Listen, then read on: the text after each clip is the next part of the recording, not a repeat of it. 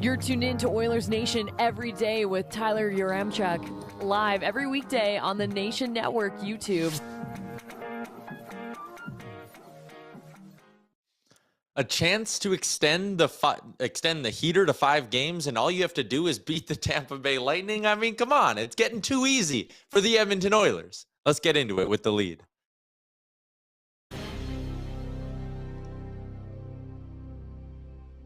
Oilers Nation every day, coming to you live from the Sports Closet studio. You know how popular these Connor McDavid reverse retros are? The Sports Closet called me and was like, hey, can you bring that one back? We're out. So and the studio will look a little bit different next week, I suppose. Also, they tweeted out a nice little teaser today. They will have the NHL All-Star Game jerseys in stock bright and early tomorrow and available on their website right after midnight. So if you want to get an NHL All-Star Game jersey, they look fresh as hell. They got like a cool kind of neon vibe to them. Sportscloset.ca. Right after midnight tonight, you can get your order in. That's the kind of service they give you. NHL hasn't even announced them yet, and Sports Closet is like, don't worry, they'll be in our stores tomorrow. Sportscloset.ca. It also is a Sherwood Ford Giant Game Day edition of the show, streaming live on the Nation Network, Twitter, YouTube, and Facebook.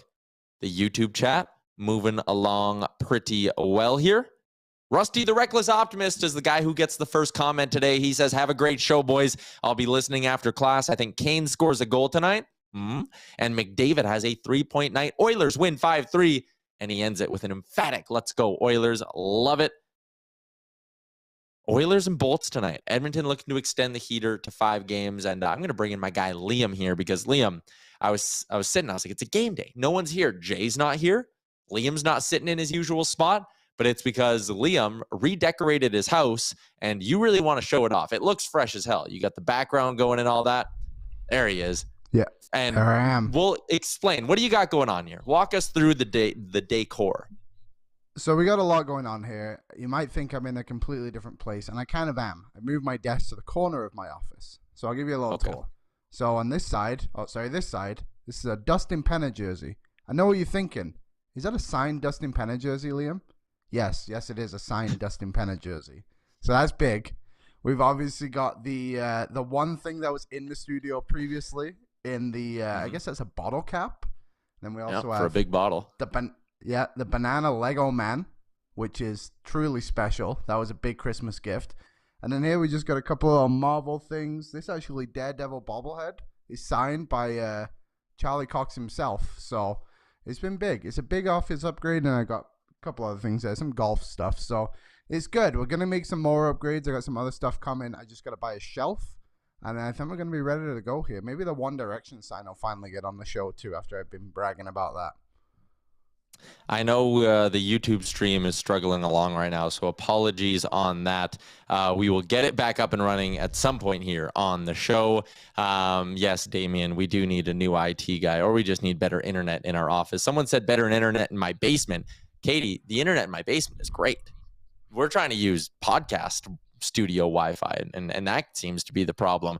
But anyways, hopefully you all made the most of Liam's nice office tour. I remember when you bought that Dustin Penner jersey and you came in and you were like, I got this for $100. I was like, Liam, that's a waste of $100, my guy. Look at me now. Nobody's laughing now. I got some decoration in the office. So thank you, Dustin Penner, and for literally nobody else bidding at the auction for a Dustin Penner jersey. All right. The Twitter and Facebook streams are apparently clean, says Aaron, the producer, but we will work on getting the YouTube back up and running here in a second. All right. Let's dig into tonight's hockey game. It is the Oilers and the Tampa Bay Lightning, a Sherwood Ford Giant Game Day edition of the show. It is brought to you by the Sherwood Ford Service Center, where they bring service every day to their customers' home or office with their free valet service. It is pretty sweet. Waz and I were out at the Sherwood Ford dealership yesterday, and I had a coffee. They have like this really high-end coffee machine there. It was fantastic. And Waz jumped into a stack of tires. So that's what we did at Sherwood Ford yesterday, making that great content. But the Oilers taking on the Bolts tonight. This Tampa Bay team was in action last night, and they got a win. And I always think there's something to be said about a team who wins the first half of back-to-back games on a road trip, maybe kind of just taking the foot off the gas a little bit. Also last night, Steven Stamkos scored a hat trick, and he scored his 500th career NHL goal in the process, the third active player to do so, just the 47th player in NHL history. You don't think the Bolts were celebrating a little bit yesterday? The point being, I wouldn't be surprised if we don't get Tampa Bay's best in this hockey game. The big note, though, if we're talking about the Bolts, is that Andrei Vasilevskiy is the expected starter. They went with Brian Elliott yesterday. So even the Bolts are a little bit scared of playing the Oilers because they saved their number one for tonight's matchup. You could also just say that they were in no way concerned about losing to the Vancouver Canucks. That would also make sense, but this is an Oilers show. We don't go that way. Vasilevskiy on the year, 20-10-1 with a 2.45 goals against average, 918 save percentage. Ho-hum, Andrei Vasilevskiy numbers. In his last 3 starts, he has allowed 7 goals against. In his last 5 starts, he's allowed just 13 goals against. Vasilevskiy looking pretty good as of late. He's going to be a tough one to crack for the Oilers in this hockey game here tonight. And this is a Lightning team that's really good. I mean, you look at the numbers. They score just as well as the Oilers. They defend a little bit better than the Oilers. Their power play, really damn good as well. Their penalty kill, much better than Edmonton's. There's really not very many ways, Liam, to look at this matchup and go, yeah, I like the Oilers in this one. Or, oh, the Oilers have a clear-cut advantage right here. It's a good team in Tampa. Yeah, I mean, they've been a good team for a long time now, and that's kind of the sustainability the Oilers want to get to, right? So the fact they've already beat them once this season, I think, is a big positive for the team. I think it's very interesting who they're going with between the pipes tonight for the Oilers, which we'll get to in a minute, I see. But, yeah, I think, you know, the confidence should be there for this team right now. They've won 4 games in a row. I feel like they probably feel like they can take on anybody in the world. So I think a win tonight would be massive for this group just to build more of that confidence with a win over Vegas on Saturday as well. The stream is apparently better. Good job, producer Aaron. What I like to do to test this stream, Liam, and to see how well it's moving, how well it can handle things, just wave super fast and make sure it catches everything. Yeah, there you go. See, if the stream can handle that, it can handle anything. Oilers and Bolts tonight. The thing that's, I was looking at the standings today. Tampa Bay and Toronto they're locked into playing each other already. Like there's 38 games, 39 games to go in the season for these teams. And Toronto is 13 points back of Boston. Tampa Bay is 12 points clear of 4th in the Atlantic, which is the Florida Panthers. And Tampa Bay has 3 games in hand on them. So the gap's even bigger than 12 points. These two teams have nothing to play for except home ice advantage against each other. Is that do you think, and where we're going to go today, because, again, it's a heater for the Oilers. Things are going well. I have a couple general NHL things I want to talk about. Would you like to see the NHL change up the playoff format at all, Liam? Yeah, I truly would. Honestly, I would like it just to go back to the 1 to 8, to be honest. The Eastern Conference and the Western Conference, I think.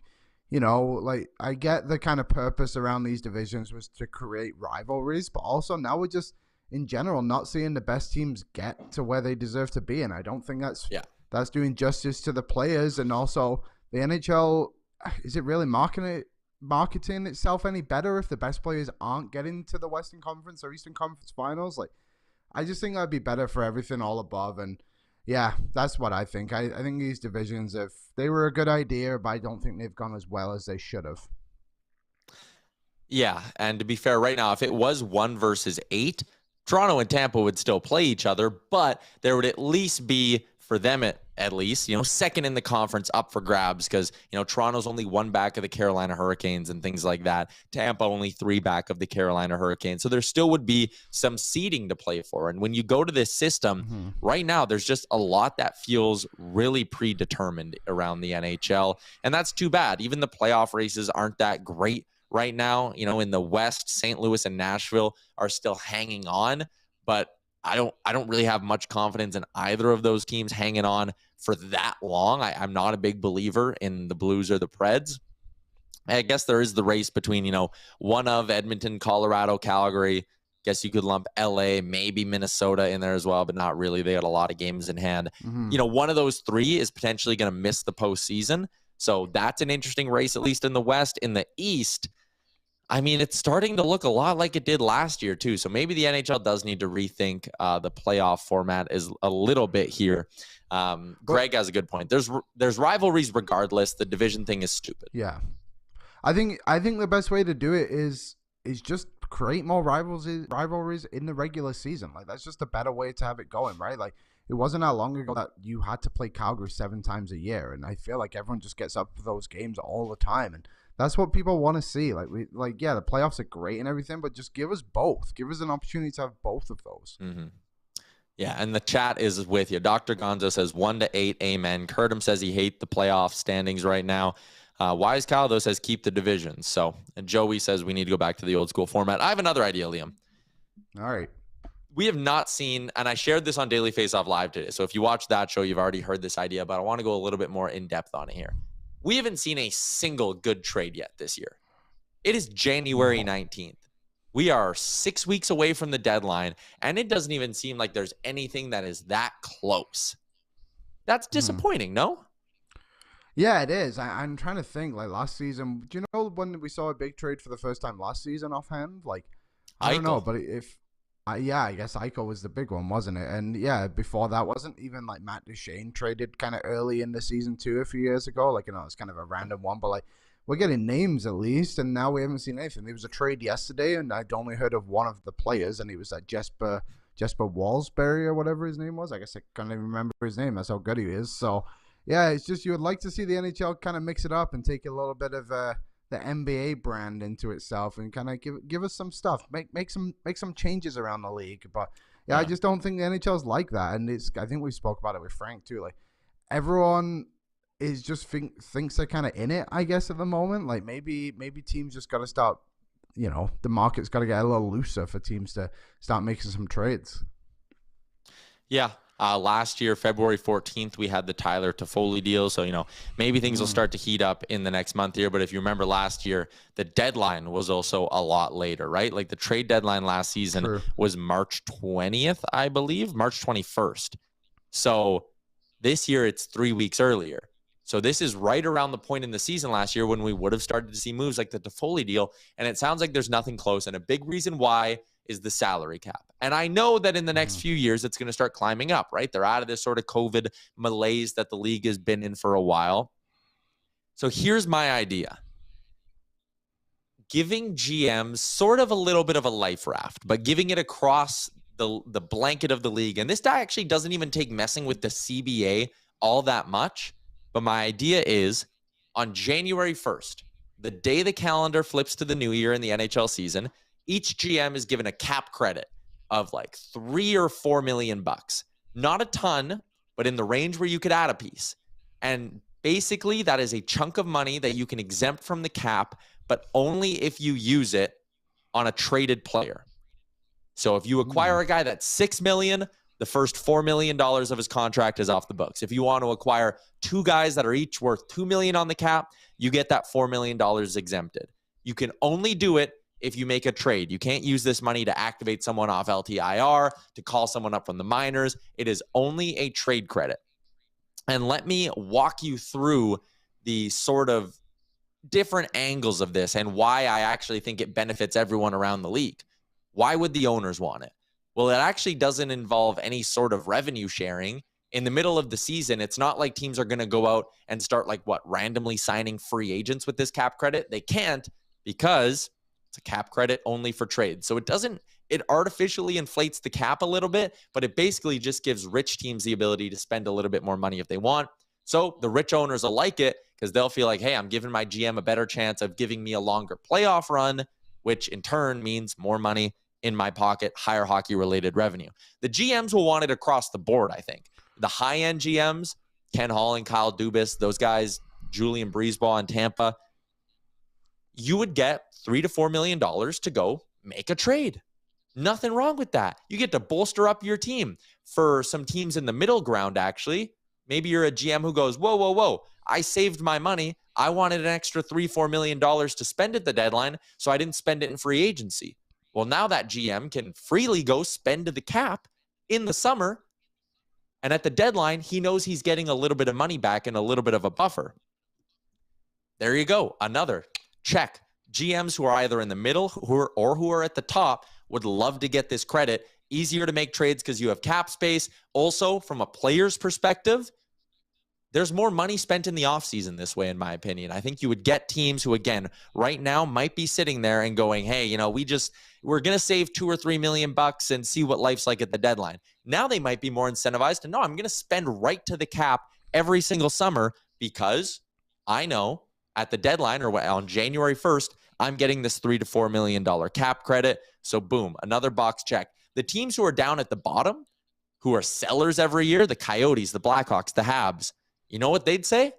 Hey, give all those teams at the top a $3 to $4 million credit because it's just going to create a better bidding war for the players we're looking to sell. And those GMs can go to their owners and say, hey, our rebuild's going to get even easier because you know what? We might get a first-round pick for Joel Edmondson in the current system because there's only 3 teams who are really interested, and that's the price they'll pay. All of a sudden, you give teams a $3 to $4 million credit to spend a little bit more money. Boom. 6 teams are interested in Joel Edmondson. You're getting a first and a prospect. You're getting a first and a third. I think it would just spark the trade conversation around the league. And I'm interested to hear your thoughts. The other thing it would do is it would give the NHL almost a second trade deadline every year. There wouldn't be moves early in the season. And then on January 1st, teams would get this credit. You know how GMs like to spend. On January 1, there'd be a big jump of moves. Teams would be sitting there going, Kate, the roster freeze is over. GMs would go, I got my extra $3-4 million. Giddy up. Let's see what I can get. Let's try to bolster my team now. There you go. That's my idea. Liam, what do you think? Am I onto something here? I'll be honest. When you first started talking, I was like, wow, this sounds like an absolutely nuts idea. And then you started explaining like the process of how everyone can kind of benefit from it, right? Like, and it seems like it would be something every single team would kind of look at, be like, oh yeah, like that would, it doesn't matter where I am in the standings, like everyone's kind of on equal playing field in some way. Like the top teams get better and the lesser teams who want to be worse get the assets they need. So I don't think it's like an absolutely outlandish idea. Like something somewhat similar, I guess, which we can compare it to is a lot of junior teams have to cut down their rosters at a certain day, which is usually like a month and a half before the season, which causes a lot of moves to obviously happen. Then you have your second trade deadline. So it's something similar to that, I suppose. But yeah, like I think it's something that would be very creative for the NHL to do and probably spark a little bit more madness in the league, like you said. Deskro makes a couple of good points. You're creating a solution for a problem that won't exist in a year or two. And I think the problem will always exist to an extent because if GMs get an extra $4.5 million this summer, they're going to spend it or they're going to use it to take care of the issues on their roster they need to. Next year, I guarantee you this will still be a problem. Every trade deadline. That's why we're talking about third-party brokers all the time because GMs can't help themselves. So this would just be an easy way out for some of those GMs. Tyler Mulick says it'd be less paying to move bad contracts as well. Yeah, I think that would be another upside to this. If you're a GM, like the Oilers with Cassian, right? If you were sitting there at the draft floor and you're like, damn it, we got to pay to get rid of this $3.2 million because we want to be able to do what we can throughout the year and also in the offseason. Maybe you would have been like, let's keep Cassian. Let's keep those assets. Then when we get our cap credit on January 1, we can look at moving something there. Be interesting. Desker says, just do everyone a favor and remove the hard cap. I think that's an interesting idea too.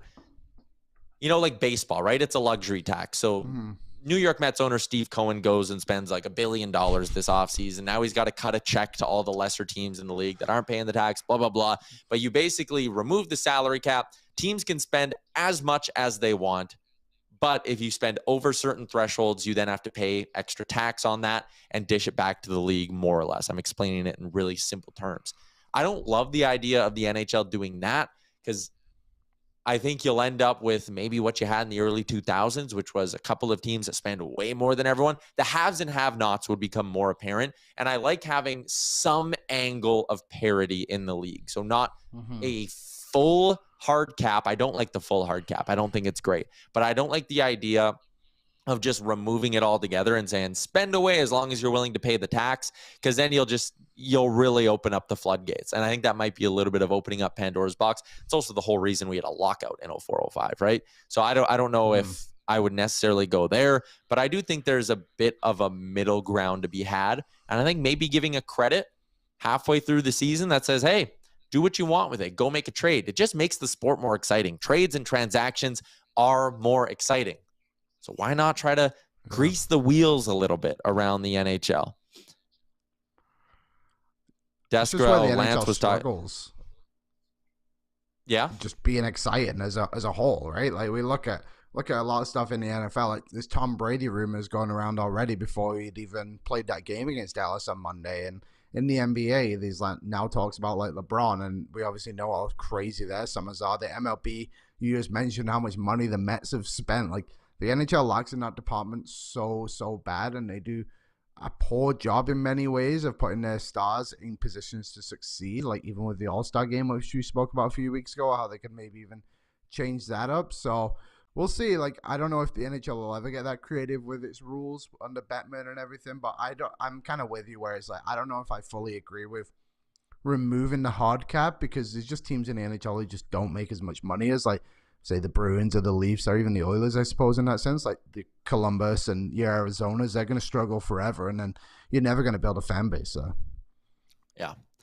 I think that's exactly it. And Lance makes a good point too, because he was pushed back on when he said, the hard cap kind of saved teams like the Oilers, who back in the early 2000s couldn't spend with the big dogs, right? Mm-hmm. And then, these small market teams at least have a fighting chance of building up a successful program, a successful team. Look at the Tampa Bay Lightning. What would they be like? I know they, had a cup before the cap, but maybe that's a bad example. But what hope in hell do you give some teams like Arizona of ever building something up if you don't have some amount of parity in there? So it's an interesting idea. We'll keep kicking things like that around here, but let's start getting back to the task at hand tonight. First, though, some love to Star Mechanical. They are one of Edmonton's top new home plumbing installers for the past 20 years. They got highly qualified crews, and they can help you out with whatever you need in the plumbing game. StarMechanical.ca, and if you need 24/7 emergency services, they got you.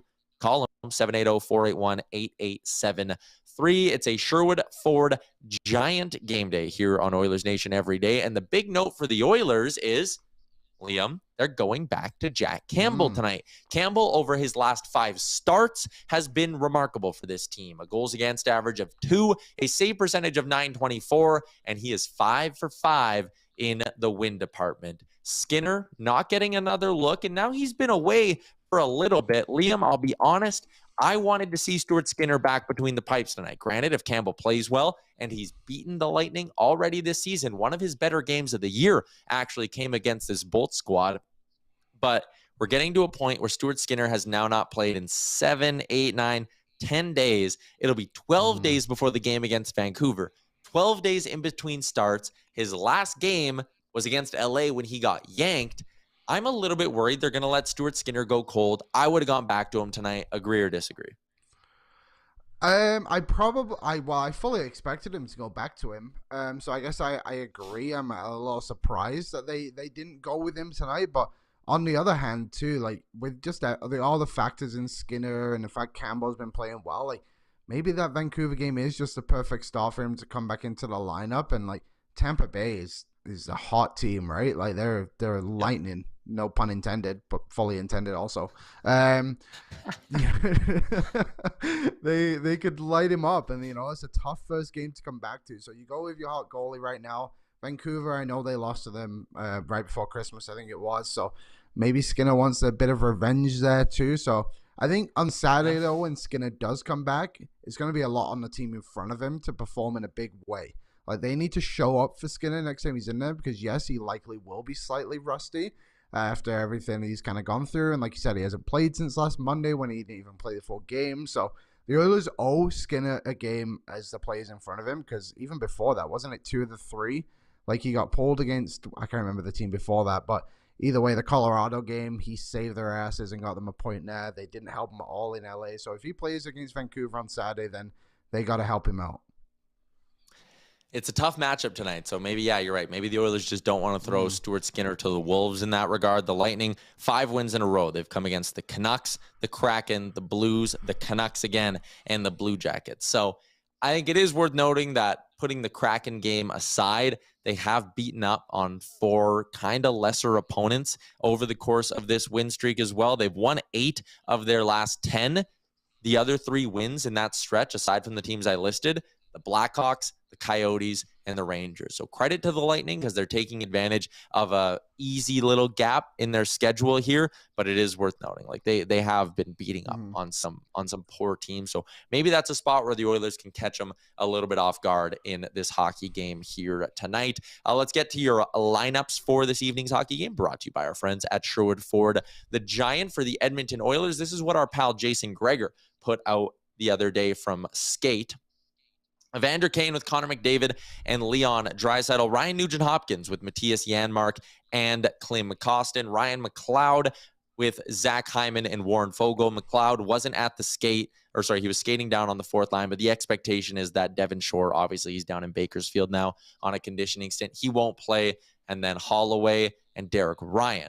Can't see them putting Jesse Puljujarvi into the lineup for this hockey game because who would you take out? Derek Ryan scored last game. Dylan Holloway picked up an assist. Warren Fogle scored last game. Ryan McLeod scored. Like you're not taking anyone out for Jesse Puljujarvi in this hockey game, so fully expecting him to be a scratch for the second straight game. And the Oilers are going to run 11-7 once again. So I love that Vinny Desharnais is getting a look. And the other side of where I'm going with this is we look at these line combinations, but when it's 11-7, Jay Woodcroft just goes right to the blender. Like they don't have set lines all that often throughout these games when Woody does this. The only trio that played a lot together in the last game was Kostin, Nuge, and Janmark. They were the only trio to have more than 7 minutes of 5-on-5 time together. And then there was McDavid, Hyman, and Draisaitl had 6.5.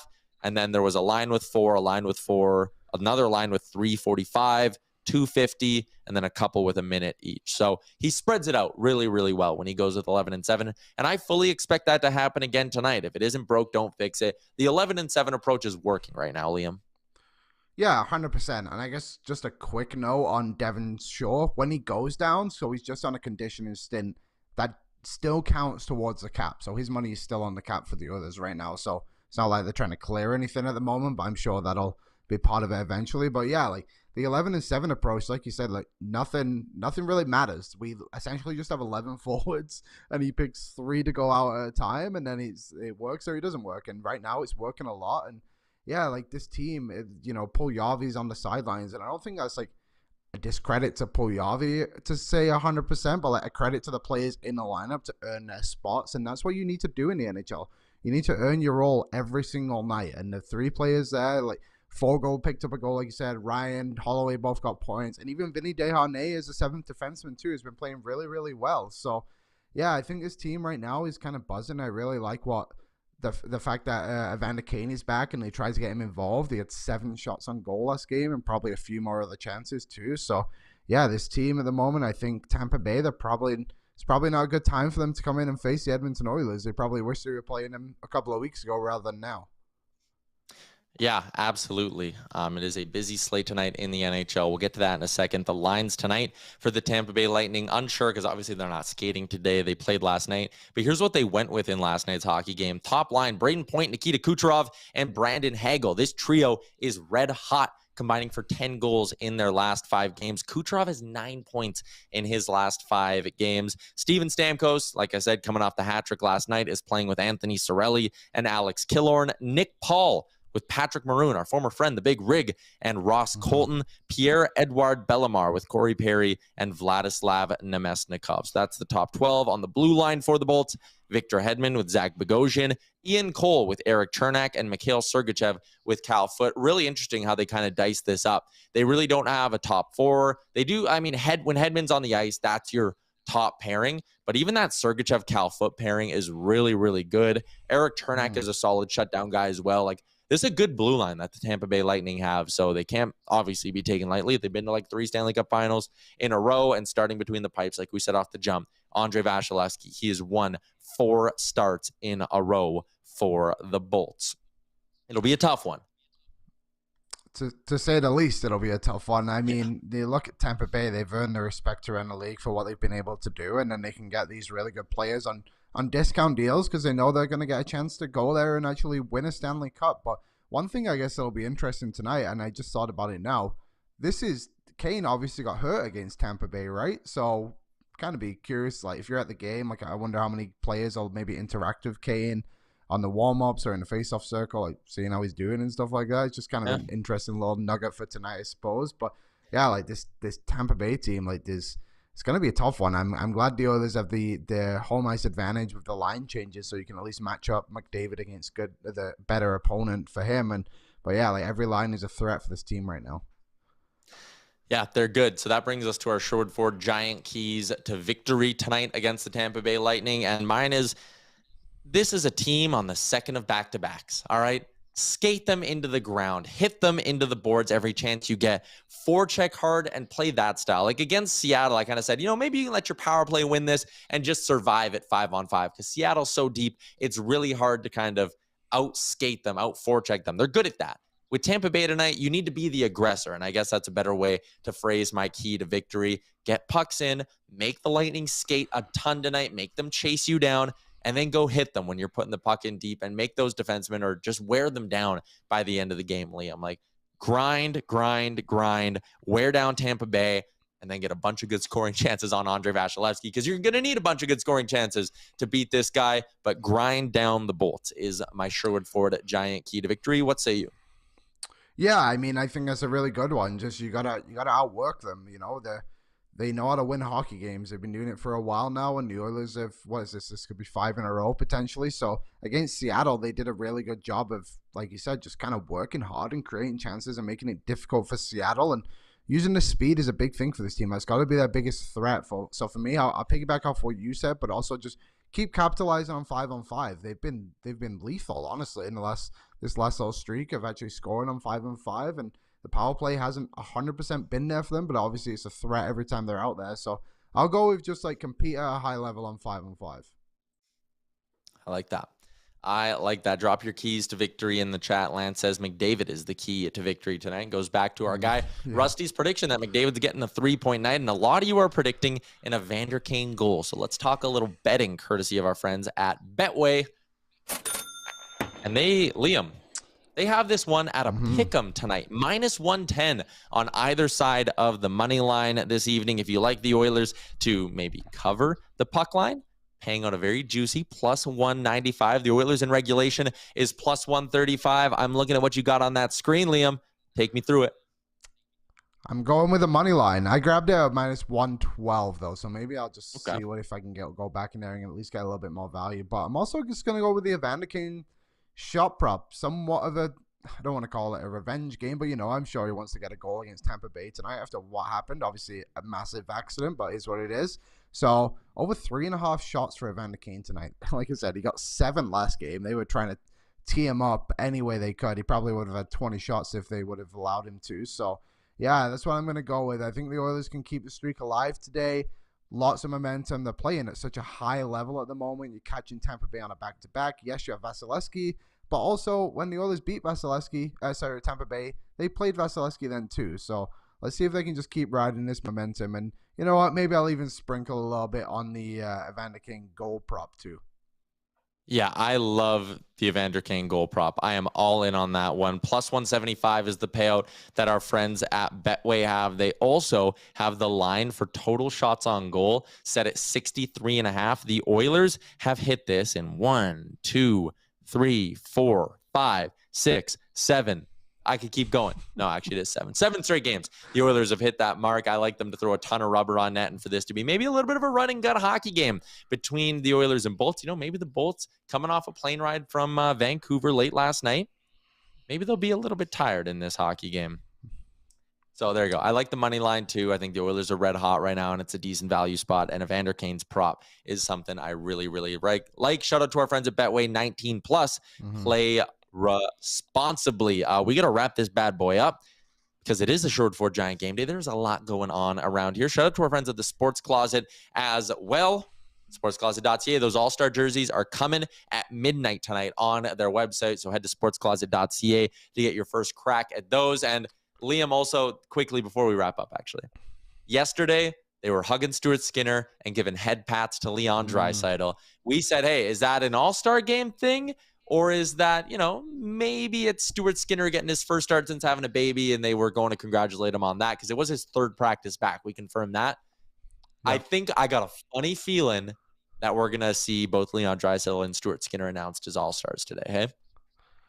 I hope so, but it is disappointing we won't see our boy Nugent-Hopkins there unless we miss the head pats there. So let's hope we get a Nuge one in there too. But yeah, I mean, they both fully deserve it to be there, to be honest. And I think the only reason Stuart Skinner wasn't there initially as the goalie is because barely anybody got voted in by the actual NHL to go. So yeah, Oilers fully deserve to have potentially even 4 players at this thing. I would even push for 5, to be honest, if you want to throw Hyman slightly in the mix too. So yeah, credit to everyone. And also a credit to everyone watching today for our issues. So thank you everyone for kind of bearing with us. We did not set a like goal because we have to earn the likes. Maybe we didn't quite earn them enough in the first, but tomorrow we will have a like goal when Bag Milk joins us, right? Yes, Bag Milk tomorrow to talk about maybe a couple Oilers in the All-Star game and maybe a 5-game heater for the Oilers. Thanks for tuning in to a Sherwood Ford Giant Game Day edition of the show. Enjoy the hockey game tonight. Have a great Thursday, noon Mountain tomorrow. Talk to you then.